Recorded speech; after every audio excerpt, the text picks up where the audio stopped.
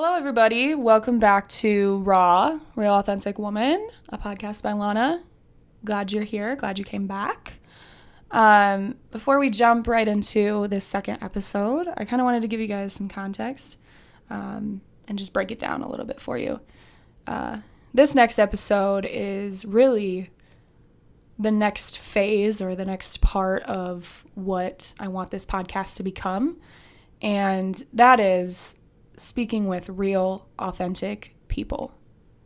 And sometimes that might be my friends, sometimes that might be my family, but other times it's just strangers. And this next episode is really precious to me because I met this man out on my solo trip to Minnesota, and it was in a fucking IHOP, dude, like, how random.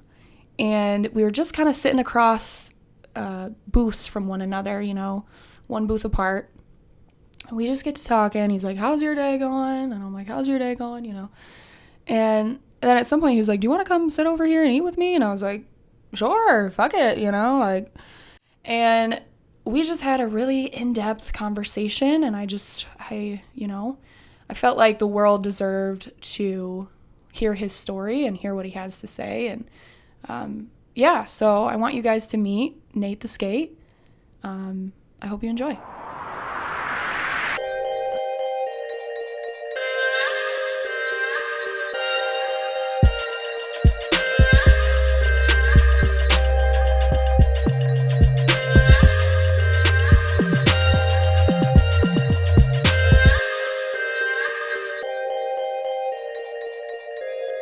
Can you talk to me a little bit more about how, skating really saved your life in that way? Are you recording now? Yeah, is that Yes. okay? That's, All right. That's fine. That's fine. Okay. Yeah, okay. Well, I'm going to pick up at 10 years old in Cabrini-Green, Chicago.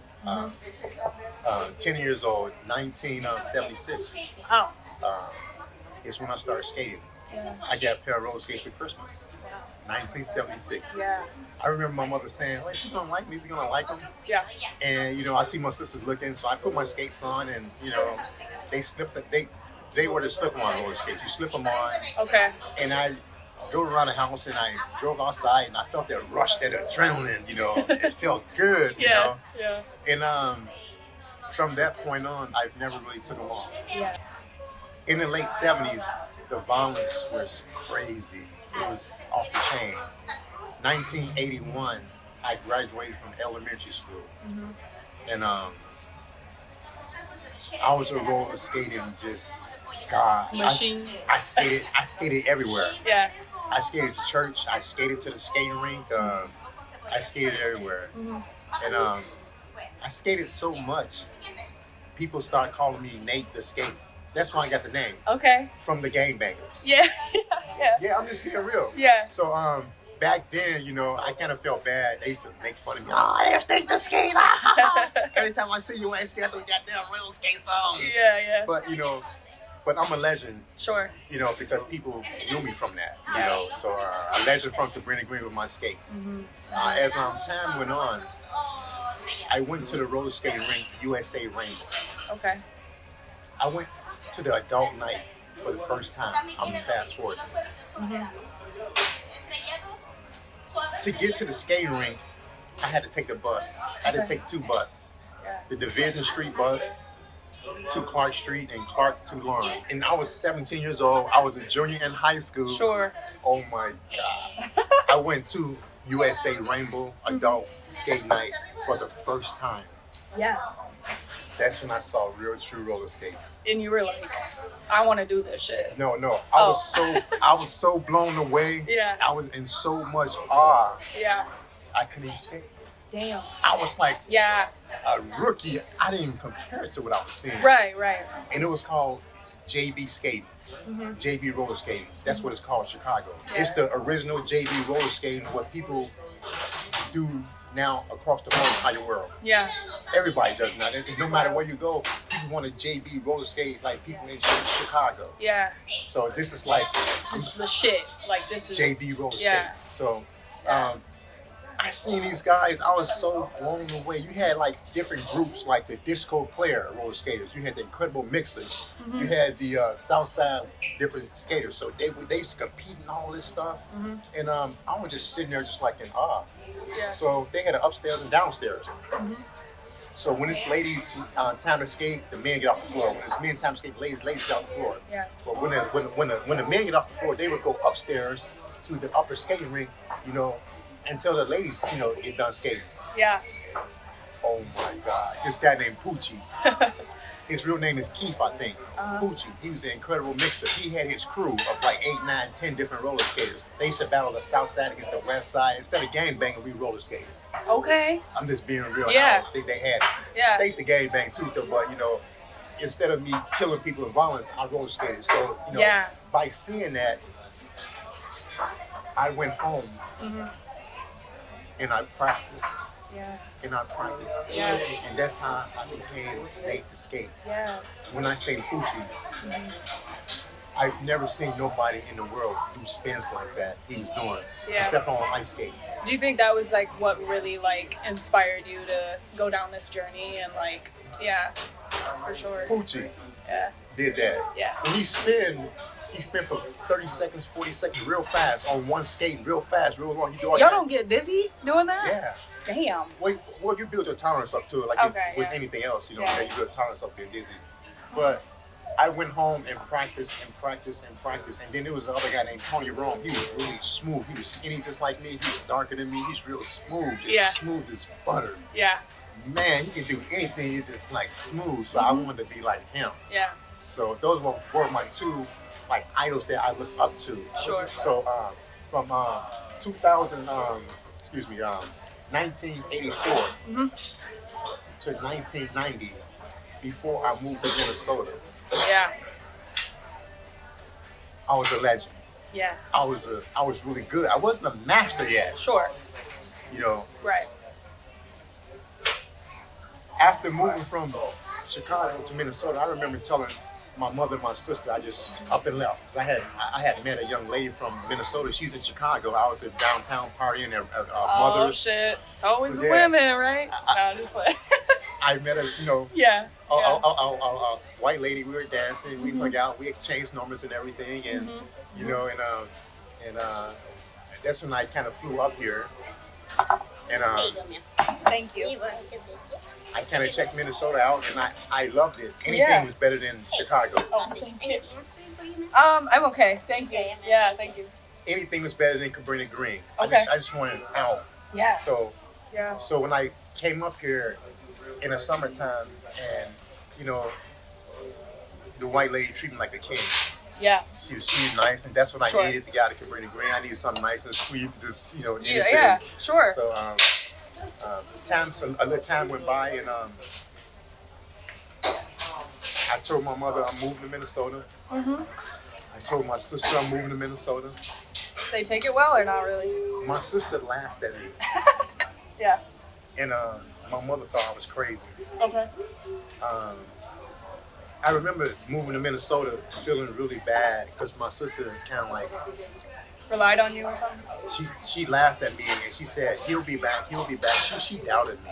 Okay. She put jinx in me. Yeah. And so I had a tough, rough start when I got there. It was December 23rd, 1990. Wow. The wind chill in Minnesota was like 50 below, 60 below. Is it colder here, you think, than in Chicago? Like in the winters? I think it varies because with that lake wind off of Chicago, it's just as cold too. Sure. But I think Minnesota got Chicago beat just a little bit. Okay. So, All right. I would say that. All right.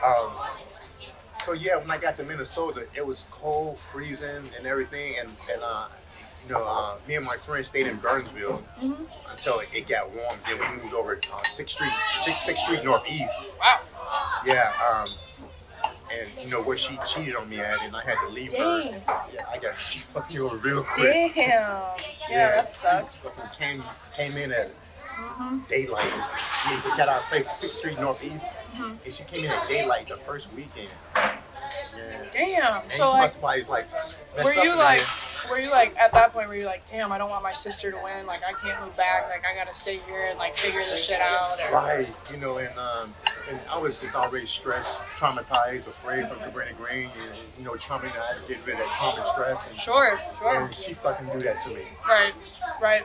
So I didn't know what to do. I was mad. I wanted to fight. I was angry. I wanted to leave. So I was just, like, confused. Yeah. So, you know, I kind of just distance from it and all that, and I had to get past it, and so I kind of left it where it was, and then the next week she did it again. Damn. Yeah. I had to leave right there. I had to leave. I had to leave I with have a bag.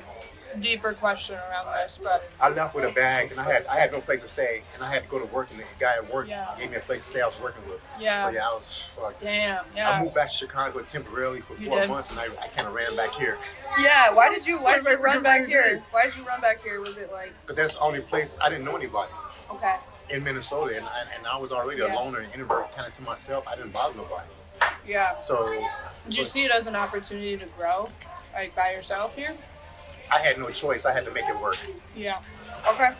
Let's make a long story But do you look back on it now and be like, I'm so glad that did happen because now I'm like the person that I am. You know what I mean? Yes, yeah. I evolved. It took me 5 years for my trauma to come down. Sure. And I didn't realize I was traumatized until it actually went down itself. And you spent time in yourself. Right, and it I started to feel better and all that stuff. I was kind of more motivated. I had more energy and stuff and all that. And but when I first landed here in Minnesota, December 23rd, 1990, the wind chill was 50, 60 below, something like that.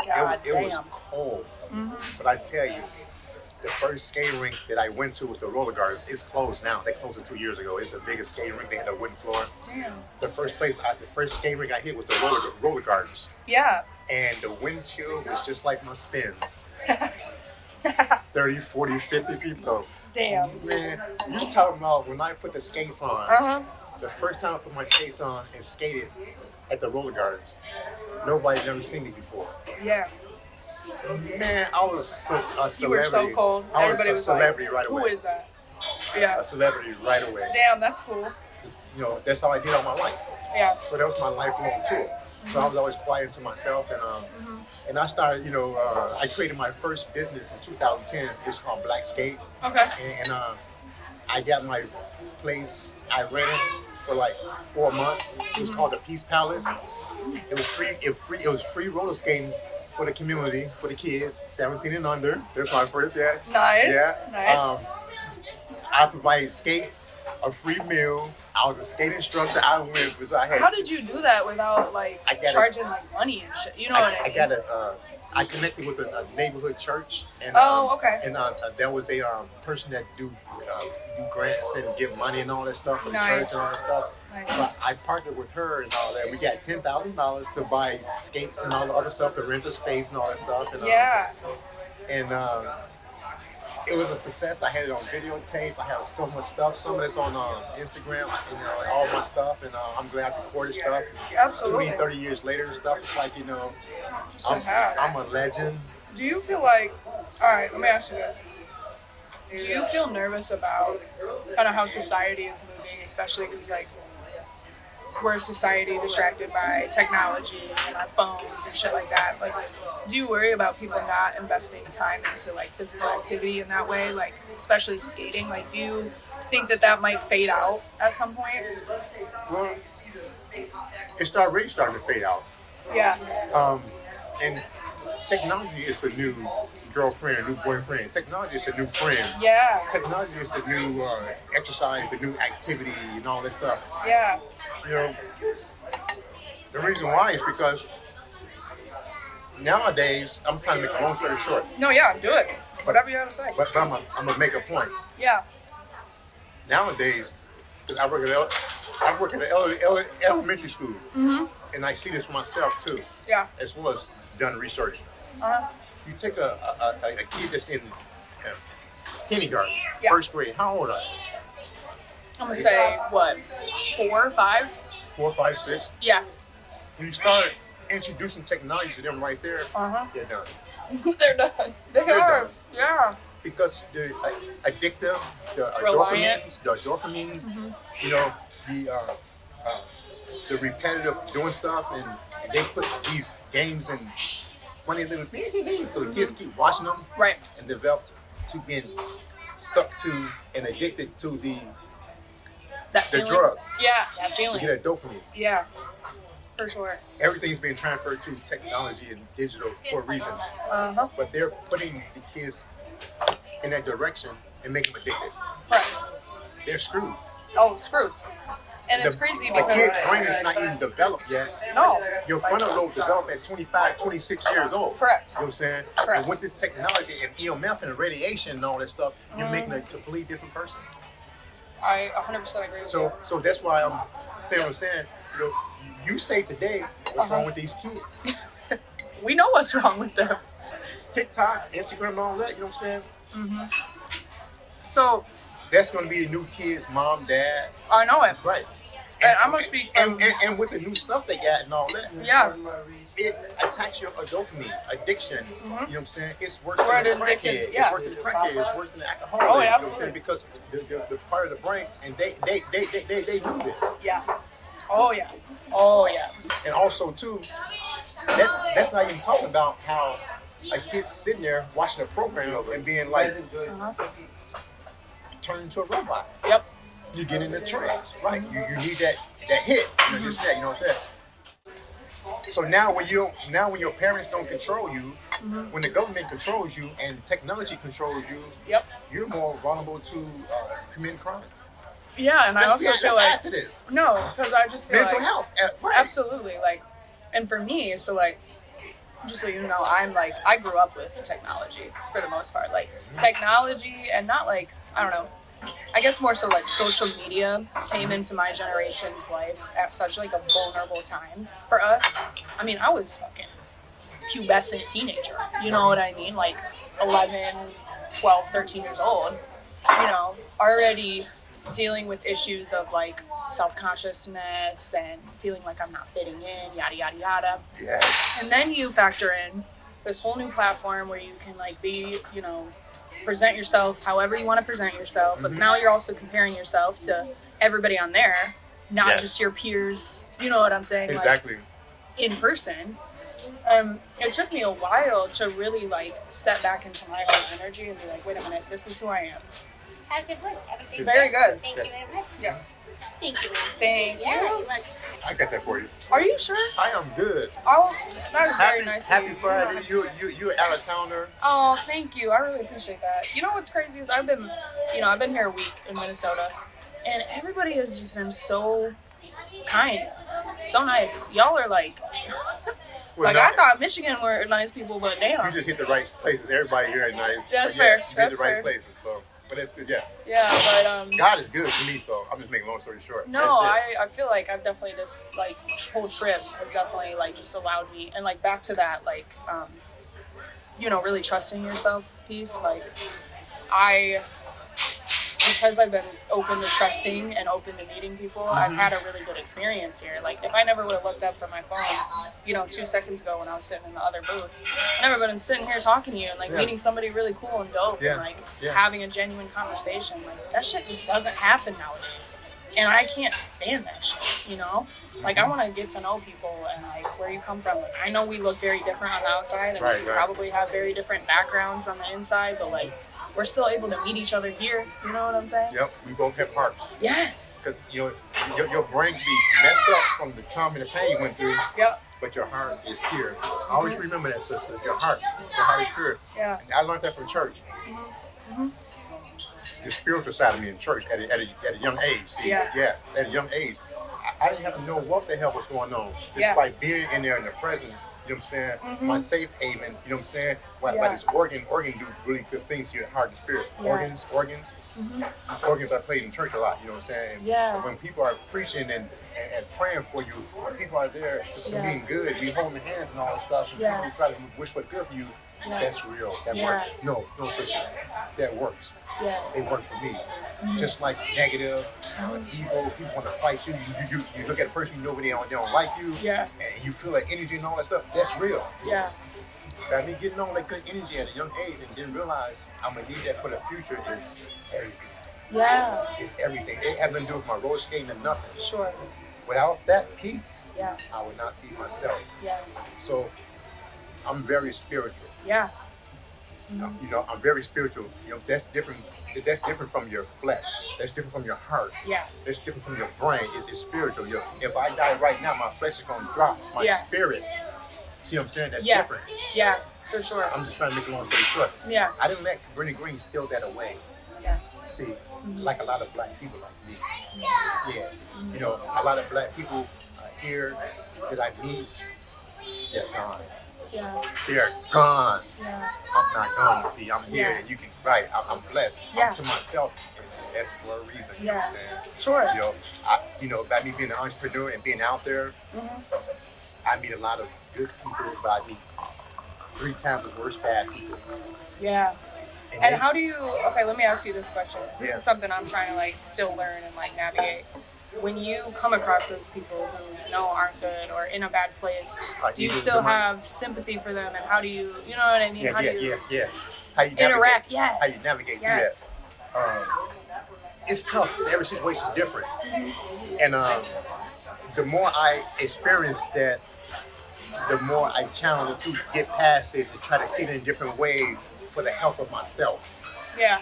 Because a good person could make you feel good and put that good energy in you, but a bad person can make you feel bad and put bad energy in you. Yes. And see, I'm just trying to make a long story short. So when I interact with bad people that want to, it's bad, and they want to give it to me.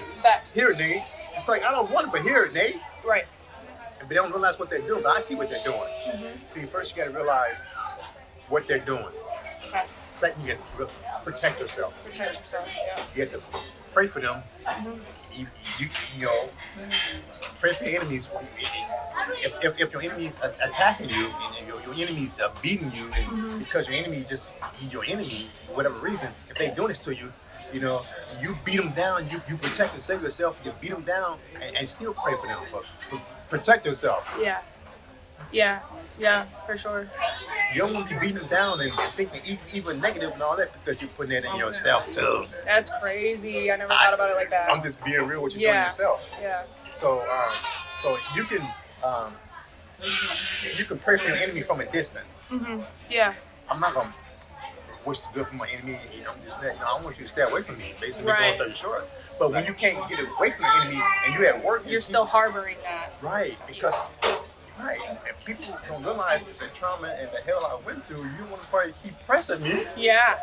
I'm just being real. Right. And when I know that demon and that negative monster come out, I know I'm gonna be in trouble because when it's being released, sure, I know. See, I'm gonna be in trouble. I'm gonna have to pay for that. Right.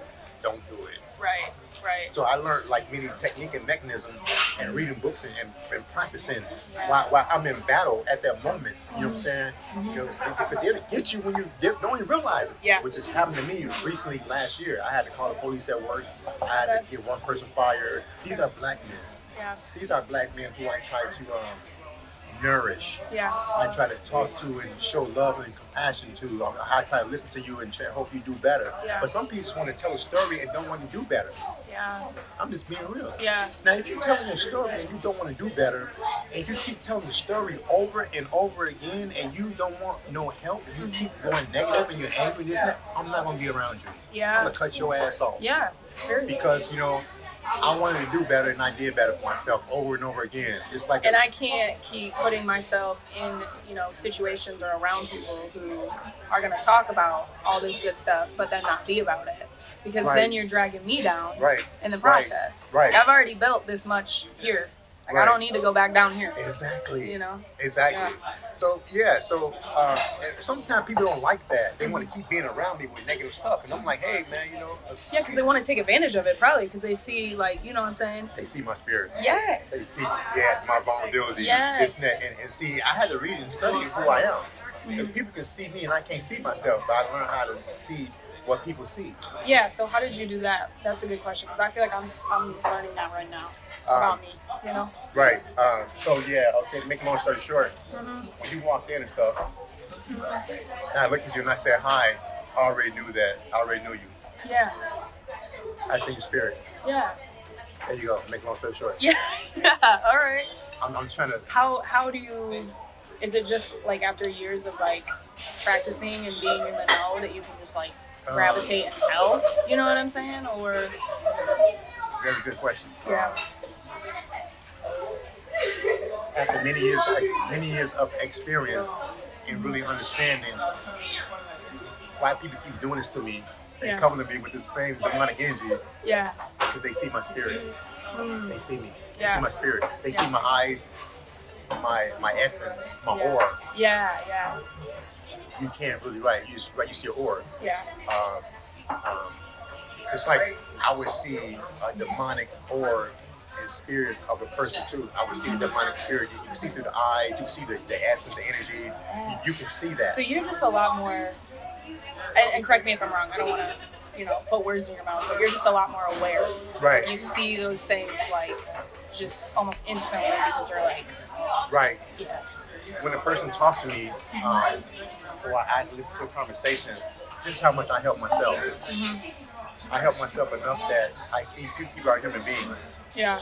and you can have a conversation just like you're talking to me right now. I don't want to scare you or anything, this and that. No, Just yeah. by you talking to me, I know a lot about you, Yeah. probably more than you realize. Yeah. Yeah. Yeah. I mean, it's right. Yeah. Because of the books I read, because of the research I done. Just like I can see through your spirit right away, this and that, Hopefully it's good. Hopefully it's not. No, Hopefully it's not tainted. it's a good thing. That's why you're here now. Because Yeah. it speaks for itself. Yeah. It's speaking for itself. Yeah. Yeah. This is spirit, yeah. Okay. And your spirit is different from actually you wanting to meet people. That's completely something different else. Okay. You want to meet people, you're open to want to meet people. Yes. By thinking that, your energy is going to project it out. Yeah. Yeah. So just realize that too. You know what I'm saying? People can read you more than you realize. So be careful. Yeah. Yeah. It's like I'm giving you an example. People can read you, read your energy. They do a lot at church. Yeah. When they pray for you, they tell you what you're going through, Nate. And I tell them what I go through. Yeah. Depending on what I tell them, they're gonna pray for you. Yeah. Right? Yeah. Right? So whatever I'm saying to them, they hear it. You know what I'm saying? Just like a person can come and talk to me. Hey, I'm going through this and that. I would listen to them, and I would know what to give them Yeah. because I'm listening to them. This is how much I fed myself. Yeah. You know what I'm saying? If I fed myself these books and understanding and keep reading and keep feeding, now I'm doing research and kind of understanding and going through rabbit holes and all. If I'm doing all that and I understand myself, and I'm like, look at the next person, like, you're only human too. You know what I'm saying? Yeah. The stuff I read and stuff, it's like, it's got right. And it proves right there that books are powerful. Books are real. Do you have They any help me. They help me. recommendations? They help me. Yeah. Every person's different. You need a different book. You Okay, can't- that's Did fair, you hear that's what I fair. said? Yeah. All right. Right. All right. So yeah. you have to know yourself, your problems, and be vulnerable to help yourself. Yeah. Be willing to kind of like look within and be like, and ask yourself like, People what get- do I need? What do I need to be better? Like shit like that. Yeah. Your deepest secrets that you need to fix and heal. You want to need to pull those roots out. Yeah. For real. I'm just making a long story short. Yeah. Balance. Balance. For sure. Right. Yeah. Let me give you an example of balance. Okay, spiritually, you need that. Yeah.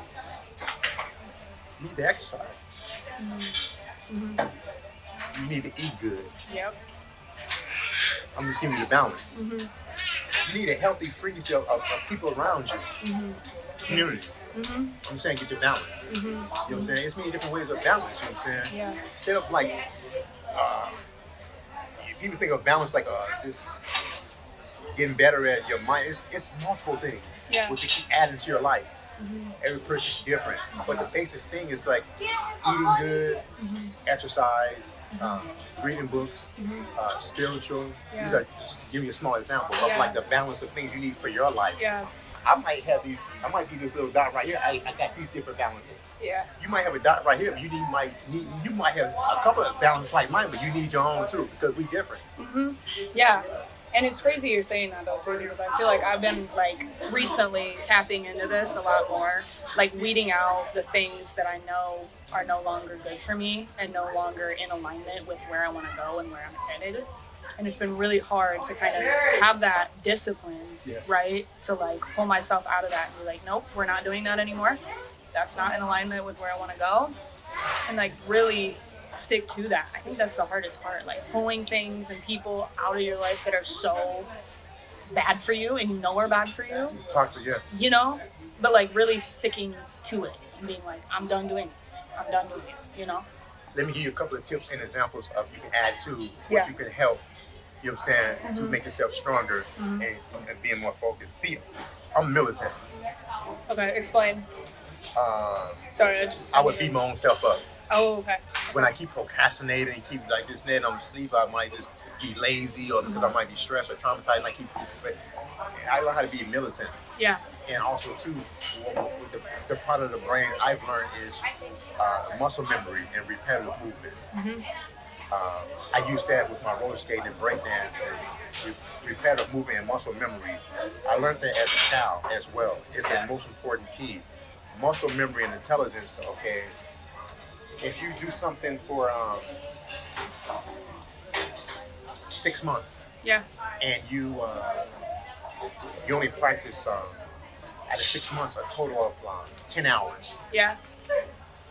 you can't gain enough muscle memory and intelligence from that.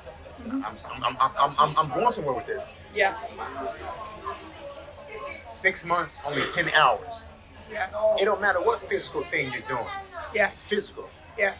You take that same 6 months, instead of 10 hours, you add 500 hours Yeah. on the Look same at the thing you're doing. difference. Right.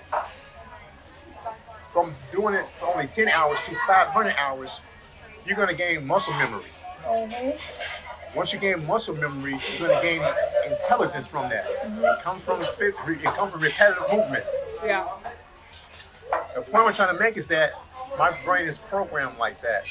So I'm easy to actually to learn something because of the program I created for myself through physical exercise. Yeah. Using the left side of my brain and the right side of my brain, you know what I'm saying, with the physical. So really it's staying consistent and being persistent. No? Before that, Before that. you have to develop repetitive movement, muscle memory, you know what I'm saying, Okay. repetitious. So it's like second nature. It comes natural. Yeah. It does itself. Yeah. I program myself like that. This is from my research and reading books. Yeah. Versus a person that don't exercise, you're in trouble. Oh yeah. Oh yeah. You're in trouble from learning, your intelligence, quick reflection, reaction. Your brain is slow, it's fogged, it's not right. Yeah. The more you physically do something, it don't matter what you do it for 5 years. The more you do it, you're gaining intelligence. Okay. That's interesting. So when you transfer this thing that I did for 10 years into something else completely different, it's going to be easy because you already got the muscle memory. Yeah. It don't matter what you're going to do. Versus a person that have no muscle memory, no repetitive, this and that, Yeah. you're going to be slow, you don't understand, how could you do that? Oh my God, because of the brain. Yeah. You program your brain, you make it alert, quicker, faster. Let me give you an example. When you start to do anything, you're not good at it. You're more afraid, it's more like intimidated, it's like, frustrating. Yeah. Now you're good at it, it's like, right. Uh-huh. It's the same thing. Repetitive movement, right? You apply it to the same thing. It don't matter what you're doing. Whatever. Yeah. This is what I learned from roller skating. I apply after I know what the brain is and what it does. Sure. But do you think like your experience in roller skating and how that like kind of helps you through your youth and even now you're still doing it, right? Yeah. Do you think that experience is ultimately what led you to have the balanced life that you have today? Well, From that experience or no? Is it more? that's a good question. See, to have balance, you have to keep.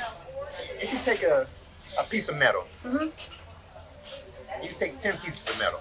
They all separate. And you take one piece of metal and you clink it to the next one. You clink the next one. You clink the next one. You clink the next one. So that's the circle. So you can start anywhere. Yeah. You can start from going to church. Or even not going. You can start from just like being a physical person. Sure. Or you can even not be a physical person. You can start by healthy, nutritious, and dieting. It don't matter where you start. You still gonna need a balance. Yeah. Everybody start in different directions. Sure. See, you and But even with the like you know, being physically active, it's not like I need to be working out every single day. I was like that though. You know, but I mean was like like that. every single day, all day, right? I was like that. Right, You but don't like, understand the mindset of it. That's why I'm so skinny. yeah. I was addicted to exercise. I was addicted to roller skating. I was addicted to breakdancing. Yes, I get it. And see, I say that though because I had a drive. My drive was living in Cabrini-Green and afraid, traumatized, angry, and all that stuff. You know what I'm saying? That driven my roller skating. Yeah. It don't matter what it is. It would have been driven. I needed something. Yeah. If it would have been a woman, I'd be, I had 8, 9, 10 kids. Yeah, fair. If it would fair. have been, I'm just trying to make a long story where I put my energy at. Yes. Because of the sickness, the trauma, this, and I need to keep doing something over and over again. I'm glad Because I it had 8, 9. helps like heal it, right? Yes. Yeah. Right. That was my.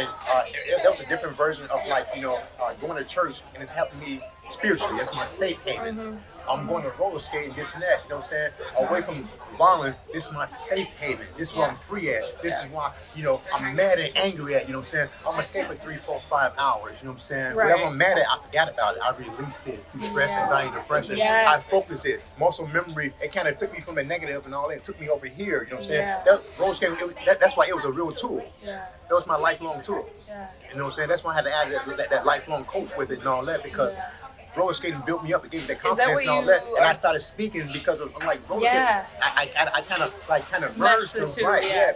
It was hard and difficult. It didn't happen overnight though. But through practice and 5 years, 10 years, and this and that, I became better at speaking now because I knew that I became a roller skating. I started from here and I felt this way. I felt that way. I said I feel this way about everything I'm learning new. So I said to myself, well, now anything I do now.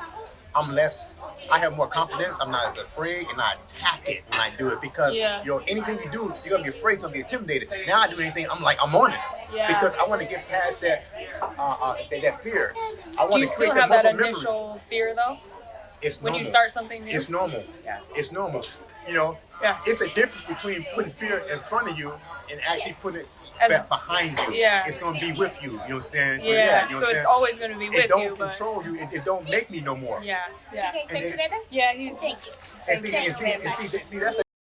that's a difference. You know what I'm saying? Yeah. Fighting your demons, fighting your fears. along fighting your it's trauma. it's going to be with you, but like that's a part of you. We shouldn't right. hide Embrace it. those. Yes. Embrace it. Exactly. I had Yes. listened to a podcast about fear, Okay. about trauma, about who you are because of your environment.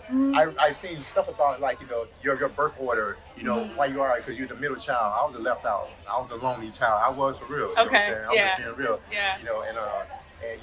The oldest person is going to be treated so way. So I was left out. Sure. And then I was quiet. But I developed my speaking. I would probably say I started at 35 years old. Yeah. I was completely dysfunctional.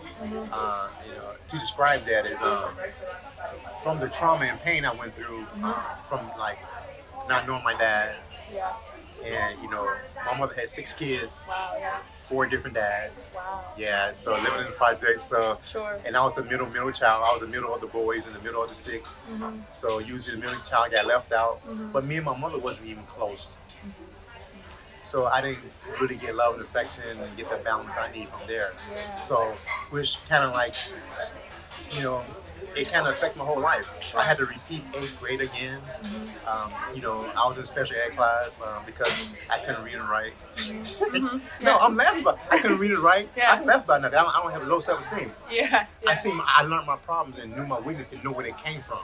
From my trauma. But you from my look pain. you look back on that though now, and you can still be proud of yourself, right? I'm way proud because Yeah. it's not where you started. It's just how you finish. It's not Yeah. right. I'm just being real. I'm a perfect example of beauty, love, passion, Yeah. and from Cabrini-Green. I'm like a Phoenix sun. I'm like I am. Yeah.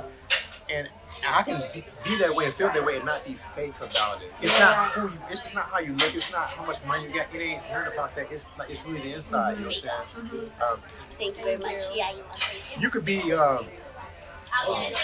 a person can make $1 billion, but be actually worth $1 in the inside. But a person can be $1 billion, $1 billion in the inside, and don't have a goddamn dime. Yeah. That's me. You know what I'm saying? Nothing makes me. Money don't make me. A woman don't make me. Nothing makes me. You know what I'm saying? Right. I'm a Virgo sign. Me too. I am a, so I'm a natural kind of like down to earth person. Yes, you know what I'm saying? yes, absolutely. Perfectionist, Oh yeah. analytical, Yup. overthinker, Correct. critical. All the things. I use those skills for my roller skating. And I used those skills because I was smart to stay out of trouble. Yeah. And I read books in my mid-30s about an extrovert and an introvert as well. And I seen that I was a hermit. I was a true introvert. Yeah. And I seen the goods and bads about an extrovert and an introvert. And I seen all my bad things just by being an introvert. But I couldn't help it. I used to sit in a room for hours and not talk.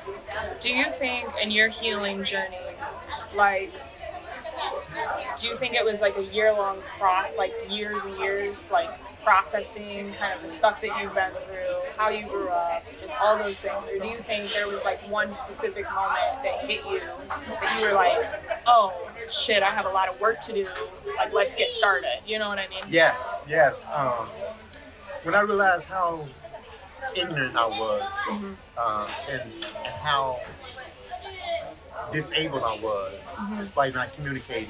And the reason why I didn't communicate because I had fear, had phobic, I was insecure, I had low self-esteem. I was reading books and seeing all kind of. I was saying to myself, oh my God, I had so many problems. Like, this is too much. Yeah. And I said to myself, certain things you can work on right away, and certain things it's going to take for your life. So I was reading these books and understanding myself, and I was reading these books and going back to the past, and crying and breaking down and stuff when the book really hit a nerve and all that stuff. Sure. But I was pulling those roots out. Yeah. I was my own therapist. Yeah.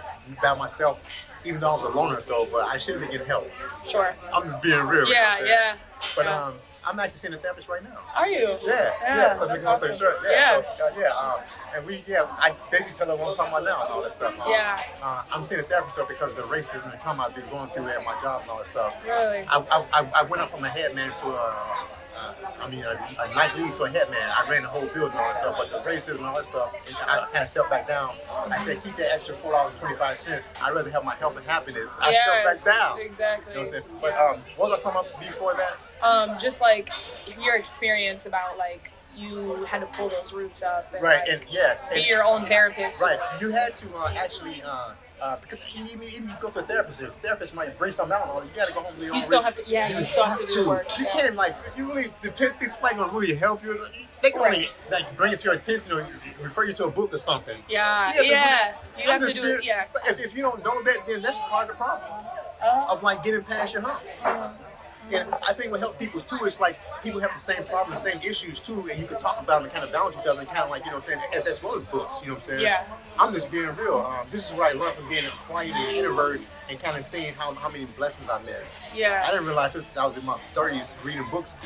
And I didn't want to be no introvert no more. I got it. It's like, damn, it's like, you just can't be an extrovert now. Yeah.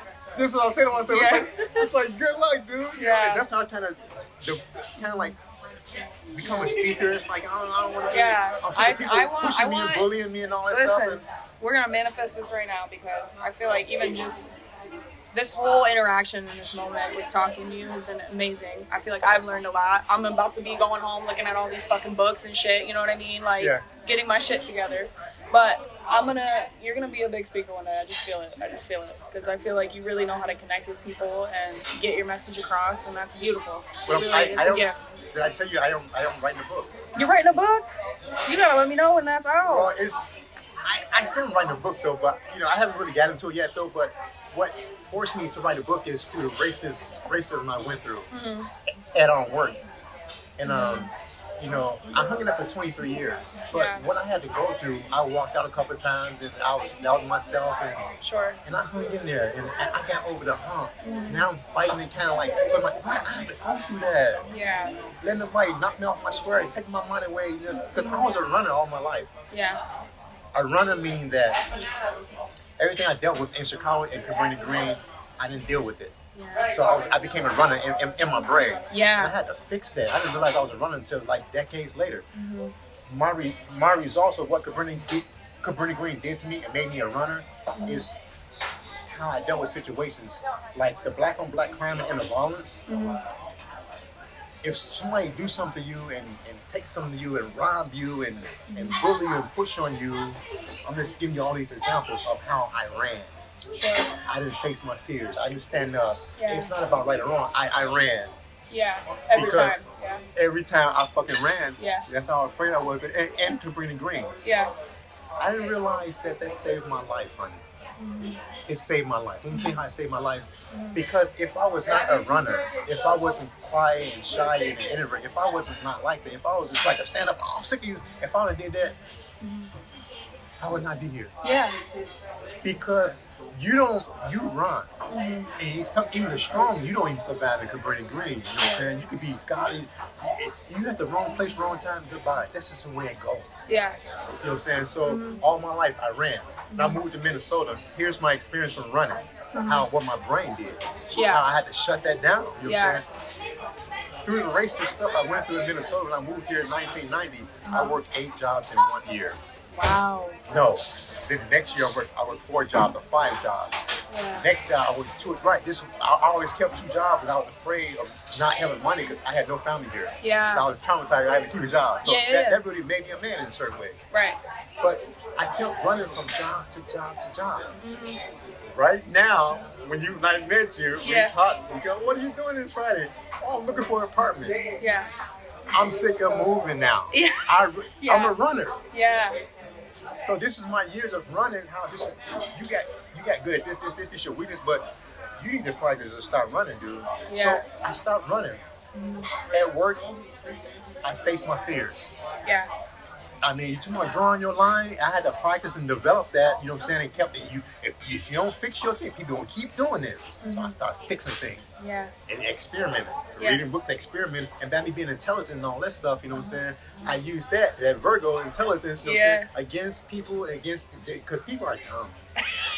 People's They not are. intelligent like Virgos. Yes. I'm making it very long. We have a unique thing. It's like you think you're playing a game. It's like, you know, it's like Like I can just see right through that shit. Like to me, sometimes I'm Right. like, I was having a conversation with somebody the other day, and like they were just talking about how like they feel like they keep letting these toxic people back in their life, and I'm like, well, they've shown your colors. Like to me, it's easy. You know what I'm saying? To just be like, you're done. You know? Yeah. Like if that's how they showed up every single time, every single interaction you had with them, what are you doing? You know, it's just like easy to me. Like yep. I don't know. So, But yeah, I learned how to tolerate a lot of people because, I can do that now. Yeah. And not be upset and this and that versus being angry and upset. See, I try to reduce stress and anger in my life now. Yes. I practice that. I think I'm at the point where I'm like, I would feel like in a way, like I was kind of very introverted in that way. Like not, like I was social growing up for sure, but like I didn't speak my own truth and I didn't stand up for myself. I could stand up for other people. That was easy, but standing up for myself was really hard. Right. And so I just grew very silent when somebody would disrespect me or, make me feel some type of way. And then like, as I've gotten older, now I'm at the point where I just have a lot of anger. So I'm like really, and I'm trying to work on this, but I'm really quick to be like snapping at somebody the moment somebody gets disrespectful with me, even if it's just like a random interaction with somebody. Like I'm so quick to be like at your throat, and I hate that I'm like that right now, but I think it's because I'm finally like understanding that I didn't do that when I was younger. And so how do I channel that like anger and like recognize it before I'm like Right. You know what I mean? Right. Through practice. Yeah. Reading books on that. Yeah. Okay, and also too, there's nothing wrong with being short-tempered and snapping on a person when they do this stuff to you. Yeah. There's nothing wrong with that. But realize right away, it's like you have to calm yourself back down. Yeah. That's it. Yeah. And you're gonna get better at it. Yeah. Memory, like whatever thing you set right here. So when you do this, it's a certain thing that has to kind of come after that. Versus you're just angry, and it's like you did this, now you're feeling like shit, or now you kind of like have blood pressure. You know what Yeah. I'm saying? Right. You know what I'm saying? You want to, let me give you an example Yeah. of like how people kept misreading me because of they're reading my energy, and they'll like black people come to my face talking that negative talk, that nigga shit, that right.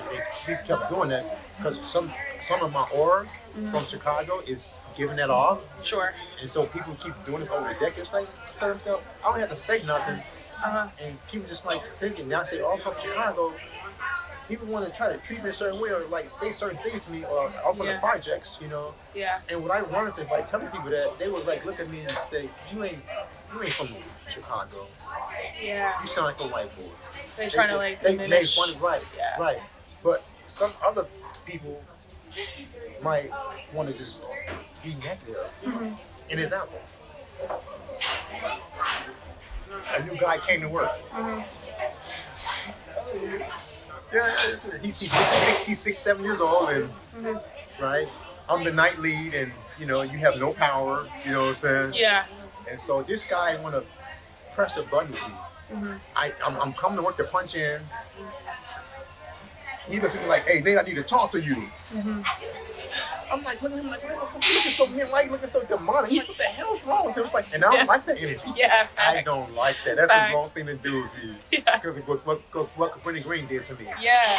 You still have that in your back pocket, so now you're triggered, right? Right. Anytime that comes up. I don't want to be around him. I'm ready to run. Yeah. Yeah. That's when I use put tennis shoes on because I don't want to deal with this. I don't want to engage with nothing with you because you finna give it to me and I don't want it, and you affect me. You penetrated my shield. Right. And I had to learn how to protect myself too over time. Yeah. Because you can work on something all you want to, but you won't know it's working until you actually Put it into do it. practice. Right. Yeah. Stuff like that kept happening to me. Yeah. That's when I really started believing in the books. I Yeah. started believing in myself. I started building my confidence. Yeah. Yeah. Did you hear what I said? Do you think though that people outwardly project that way because they haven't done their own inner healing? Out of project their way and what In way? that negative, like this guy coming to you like that. Do you think like he's projecting that energy because there's something deeper going on Oh, there? something sure. That tells the whole story. Yeah. That tells when anybody do that to you, it's never you most of the time. Yeah. And then how they do it, unless you actually know it's you for sure. But a lot of black men, black American, Negro. My birth certificate say Negro, so I'm black for real. Don't call me no African American. Yeah. Please don't do that. Yeah. I was born in 1966. My shit's that old. Yeah. So my birth certificate says Negro, and Negro in Spanish means black. Yeah. I identify with that. Yeah. I have nothing to do with Africa. My mother, my grandmother, my grandma's from Mississippi and stuff like that. We moved to Chicago, so yeah. But people have stress, anxiety, and depression, and rage, and hate, and personal self that they never did. They want to dish it out. Yeah. See, I want to help myself and kind of do mine. People don't want to do that, you know. And this is the problem with like a lot of black men. You know, I'm trying to make a long story short. What black men do to each other, how you self-hate yourself. I found out I self-hated myself too. I really found out I hated myself. I couldn't believe I hated myself, Yeah. and that really upset me. You know what I'm saying? How I found out I self-hated myself at 36 years old, and I had to admit it to before I fixed my problem. Yeah.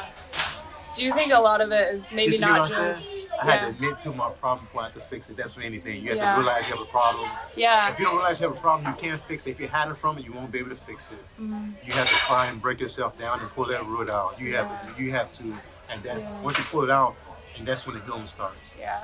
You know what I'm saying? But back to black men, you know what I'm saying, with self-hate. These are the signs when you self-hate yourself. I'm gonna use myself for example, how I self-hated myself. What black people did to me from Cabrini-Green. How I self-hated myself was when I moved to Minnesota, I didn't want to be around no black folks. Okay. I'll make a very long story short, and that's on record. Yeah. And you know, I was reading this book, and it was telling another story. And then my brain wouldn't act right. It just kept wanting to do something. So I closed the book, what I just read, and my brain did its own thing. my brain said, you hate yourself. I'm like, where is this coming from? You know what I'm saying? So I'm sitting there, because if you keep reading stuff, you keep reading, you're going to start to feel it's going to do itself. I'm just being real. You keep filling yourself up. This is how I know that. So my brain said, you hate yourself. I'm like, what you talking? What is this? I'm like, what is going on? So I said that list to myself. I said, why do I hate myself? I asked myself, my own self, a question. Why do I hate myself? My brain answered. My brain said that when you move to Minnesota, you don't talk to black people. You're afraid of them. You ain't dated out your race since 1999. Yeah. You self-hate yourself because you have a problem with your mother. Her skin's dark like yours. You self-hate yourself because all the black on black crime, people keep shooting at you, they chase you, they beat you up, they put guns to your head, you run for your life, you fall and you hurt yourself, but you get away. You know what I'm saying? You really angry at black people, you know what I'm saying? So yeah, so you did it to yourself, but your environment caused it. Yeah. So now I'm traumatized in my head and I see, now in Cabrini-Green, I'm walking down the street, and I know better to run or walk all the way because the last 3 times they beat me up or they shot at me or they ran. I ran 3 miles and I was running out of breath and I wanted to stop and I couldn't stop. I had to keep running. You know what I'm saying? Or I was going to die. You know what I'm saying? For real. Yeah. I had to really, with that mindset, it wasn't no movie. Yeah. And you talk about somebody know how to run real fast and all that stuff and just, So with all that trauma and anger and afraid, there are black people who did it to me. You know what I'm saying? So that's why I self-hate myself. You know what I'm saying? When I closed that book and asked myself why I hate myself, you know what I'm saying? I'm glad I asked myself why I hate myself because I didn't realize my brain was going to tell me why you hate yourself because only my brain, my own experience. No, not no therapist, nobody else. You know what I'm saying? By that being said, you know what I'm saying? With that room, me being in the room by myself, and nobody's there, and I'm being my own therapist and all that, I had to deal with myself. Yeah. Right. So I had to say to myself, well, how do you stop self-hating yourself? This is new. I don't know. You know? Yeah. So this is in 2002, what I did for myself after I realized that I want to fix this. After I wanted to fix it, I had to want to fix it. I realized I hated myself. Okay, what you gonna do, Nate? In 2002, I started my job at Hopkins. In April, you see, February, March, April, I started my job. Okay. And that was my first real job. I prayed God help me find a job. He got me that job. I prayed to God show me how to keep it. 23 years later. And I had to put right next to that, from April to November, I was on the radio. I was listening to the radio station. And they were saying all the problems that black people had in the community and this and that, and what we need to work on and stuff. So I grabbed a pen. I really sat down and stuff. I used to listen to like a lot of urban help and all that stuff, community stuff. I still do that. Okay. Sit down and stuff. I got a pen because I'm trying to improve myself at 35, 36 years old. Yeah. All the things I need to work on. I had my pen waiting. I fucking sat there and waited, and the fucking show went off. I'm like, wait, you didn't tell me. And then I sat there and said to myself, hold on, wait a minute. It's like, are these what black people are going through? It's like, I'm not even on there. Yeah. And then I sat there, what they were saying on the radio, it was really disturbing to me. And I knew from Cabrini-Green how, like, this when I was in Minnesota, I knew in Cabrini-Green how black people are. Right, from there. So I sat there, it really affected me in a way that's like, I had to do something. Yeah. My head You said, couldn't sit with it anymore. I was done. Yeah. I cried, that broke me. Yeah. Because it's like, you sit here and you talk about you going through this in Cabrini-Green, you ain't going through shit. Get off your ass and all this. Look all these people going through, you know what they're going through. That's what my head was telling me. I didn't know what to do. I said, you better go do something. And I started with breakdancing and roller skating. Yes. The basic, simple stuff. I'm just being real. And I really feel like this conversation has just kind of come full circle. And I just want to say I really appreciate you sitting talking with me today. I'm so glad I met somebody new and heard your story, and you're so vulnerable, and I really, really appreciate that. It's really hard to come by, you know, meeting I know. true, genuine people. So I guess like my last question for you would be like, what advice or, you know, what would you want to give to people that you could leave them with, you know, as like a life lesson or like just something that, you know, we as humans need to be better at, you know? I have a lot to give, but I would probably say 5 or 6 things. I would probably say respect one another from the beginning. Because people come around me too much, black people come around me too much, and they get too comfortable, and then they get mad at me, they want to argue and fight. And once you do that, you lost me.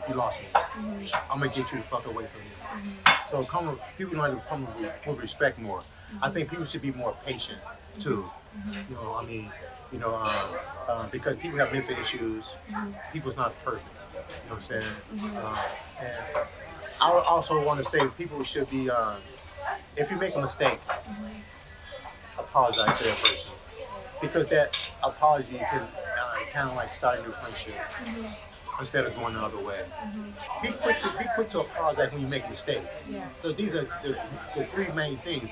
Also, too, I would probably want to say after that, you know, exercise. I would probably say people I would try to think you ain't got to go to church, but get in tune with your spiritual side. You know what I'm saying? I would probably say stuff like that.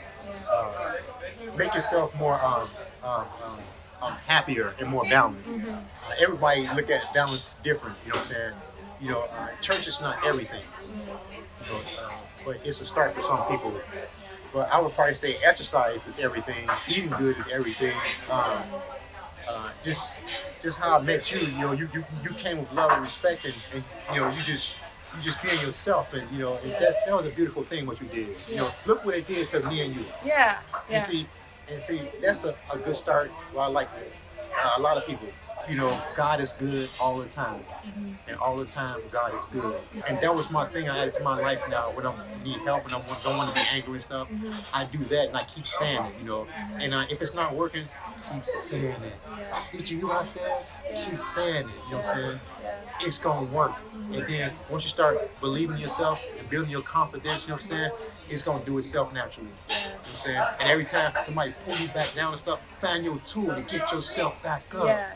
And I think the biggest thing that I'm going to take from this conversation is that, you know, you got to do the own work for yourself in healing. You got to pull those roots up from yourself that you just maybe didn't even know were there. And you got to confront them. And you got to really look at yourself in the mirror and be like, what is it I don't like about myself? And how can I be better? Who do I want to be? You know? So I just really appreciate this conversation. And my sister, and don't never let nobody take your dream away from you. Yes. Both Virgos know that, so. And I feel like I didn't even tell you my name. Did I tell you my name? God, I didn't think about I know, which is crazy, but I'm Lana, by the way. And I think you said Ken, right? No, what is it? Nate the Skate. I was thinking Ken the Skate or whatever. But this is a good example of like, better, yeah. you know what I mean? Like, we're just 2 humans fucking going about life, So don't know each other's names. Let's just change numbers so we can have Yes, contact. So, I'm gonna stop recording, but Okay. again, I just want to say like thank you for having this conversation with me. It was really eye-opening. It was really great, and I'm looking forward to seeing what happens out of this episode.